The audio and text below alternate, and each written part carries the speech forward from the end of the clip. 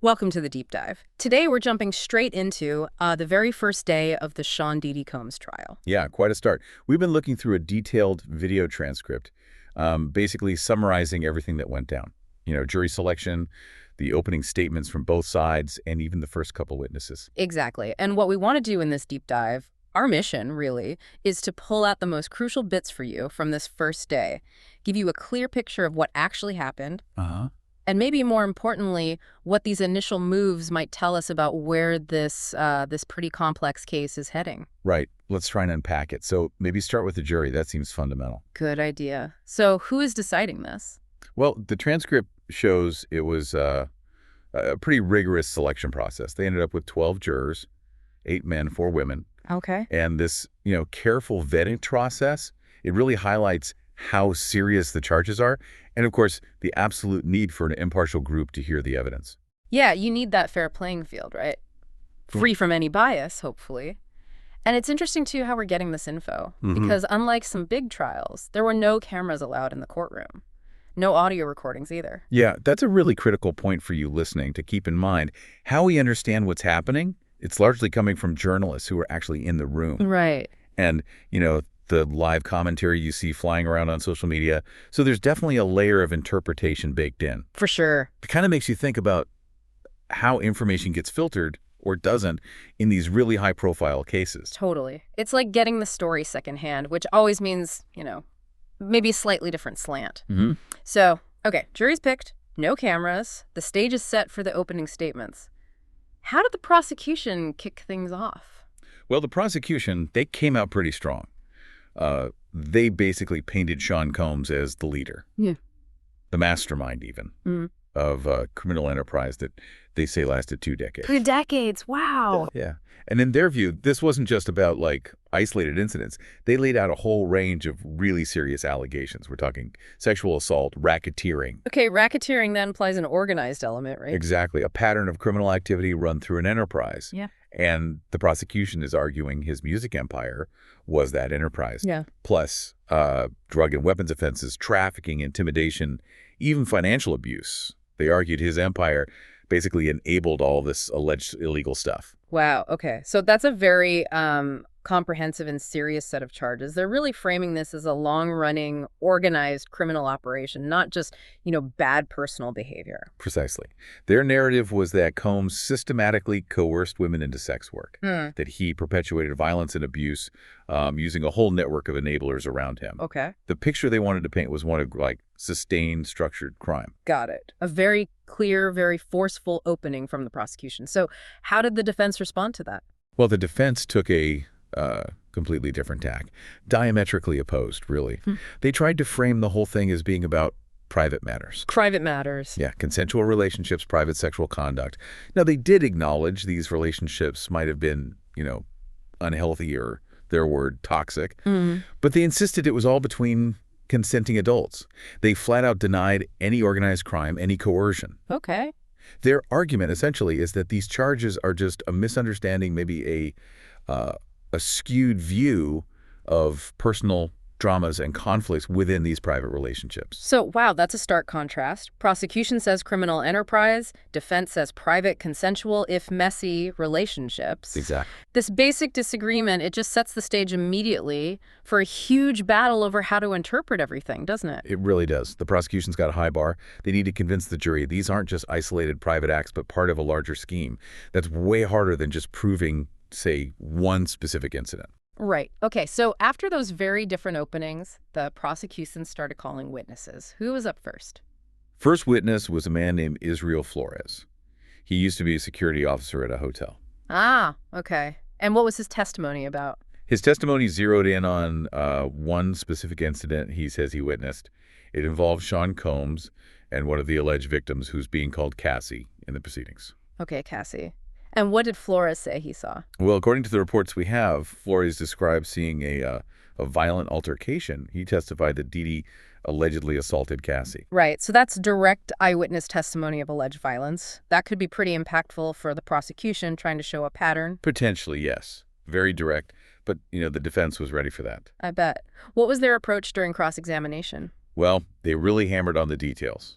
focused heavily on how accurate and complete Flores' incident reports were from the time. Oh. And they also asked a lot about potential video footage, hinting that maybe his memory or the report wasn't quite right or missing something. Okay, trying to poke holes in the story, question the reliability, classic defense tactic. Exactly. It shows their strategy early on. Yeah. Challenge the evidence head on. Makes sense. So who came next? Who was the second witness?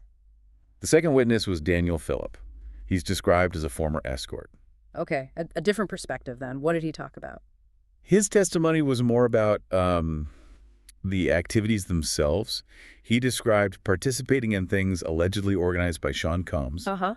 And crucially, he said he got instructions directly from Combs and his staff about these activities. Oh, so that sounds like it could potentially back up the prosecution's idea of an organized operation, right? Suggesting Combs was directing things. That's certainly one interpretation, yes. Yeah. Points towards maybe a structure, some kind of hierarchy. Right.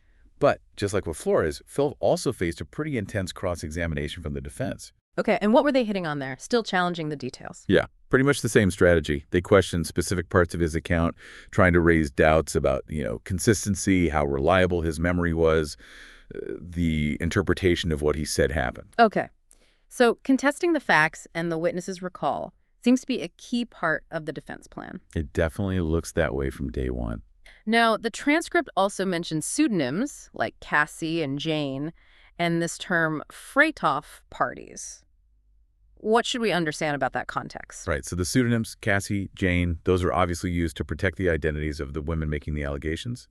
Standard practice. Sure. The Freakoff parties. Well, based on the testimony so far, these are described as events, environments really, allegedly orchestrated by Combs, where things like emotional manipulation, violence, and drug use supposedly happen. Okay. These details, they're meant to give the jury a feel for the atmosphere, the power dynamics that were allegedly in play in Combs' circle. It starts to, personalize the allegations a bit more. And it's against that backdrop that the defense is saying, look, whatever happened, it was consensual, right? Even if it was, as they put it, toxic. Exactly. That's the core tension, isn't it? Consent versus coercion. The defense is drawing a very clear line. This was private behavior, maybe bad behavior, maybe unhealthy, sure, but private and consensual, not criminal, and certainly not organized crime. Yeah. Whether the jury buys that distinction, especially with the kind of allegations being made, that's the million-dollar question right now. Definitely. So looking back at this packed first day, what are some of the big takeaways or insights we can pull out? Well, a few things stand out. First, just the sheer expected length. 8 weeks, they're saying. 8 weeks, yeah. That, plus the volume of evidence hinted at, tells you this is going to be a really deep, complicated dive into years of intertwined personal stuff and very serious criminal allegations. Yeah, no quick verdict expected here. Not at all. Second, that stark difference in narratives we talked about. Prosecution's criminal enterprise versus the defense's private matters. Right. The jury's main job is going to be navigating that massive gap, trying to weigh the emotional testimony against the hard facts presented or lack thereof. And it seems like the evidence itself, its quality and interpretation is going to be a constant fight. Oh, absolutely. We saw it right away with the arguments over hotel footage and police reports during cross-examination. The integrity of the evidence, how valid it is, that's going to be central.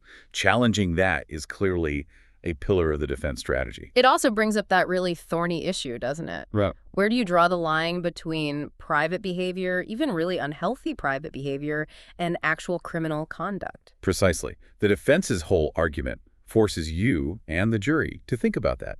Where does personal autonomy stop? When does something cross over into, say, coercion or trafficking or assault in a legal sense? Yeah. It touches on really complex legal and, frankly, societal questions about consent and control within relationships. And amidst all the legal strategy, we shouldn't forget the human cost. Definitely not. The transcript mentioned, just briefly, the personal toll, like the fact that Cassie was testifying while pregnant. Wow. Little details like that, they just remind you these are real people involved going through something incredibly difficult. Yeah. And of course, the whole thing is playing out under this massive media spotlight. Huge public interest. Yeah. It's got that feel of other big celebrity trials, for sure. And for you, listening and trying to follow along, it means being maybe extra careful about where you get your news. Right. understanding that a lot of what you read or hear is inevitably filtered, interpreted. Yeah, it's interesting comparing, say, the kind of detailed look we're trying to take here versus, a quick tweet or headline. It really is. And it shows how much we sort of collectively want to understand these complex situations, even when we don't have all the direct information. And the lawyers, they were already showing their hands on day one, strategy-wise. Oh, yeah.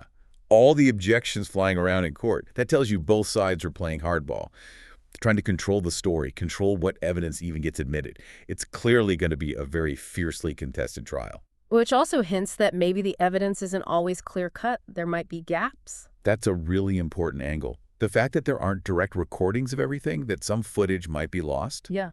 it highlights how tough it can be to prove things beyond a reasonable doubt when you're relying heavily on people's memories, sometimes from years ago, Right. and potentially incomplete records. It just introduces that element of uncertainty, doesn't it? Yeah. Which is inherent in trying to piece together the past. So looking forward then, what should we be watching for as the trial continues? What's likely to be critical? Well, based on day one, I think the testimony from the key alleged victims, like Cassie, is going to be absolutely pivotal. Their firsthand accounts, and crucially, how well they hold up under what will surely be intense cross-examination.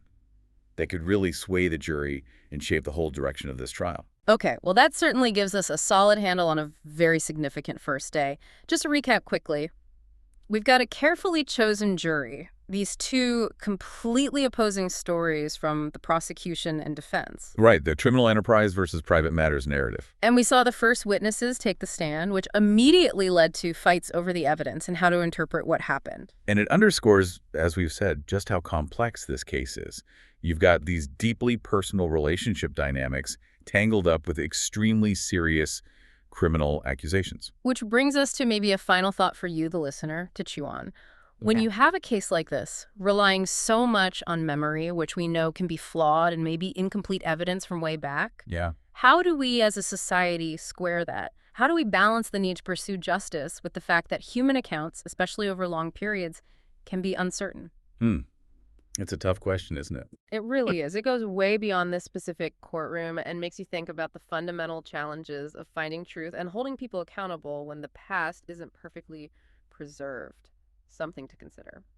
Thanks for joining us for this deep dive.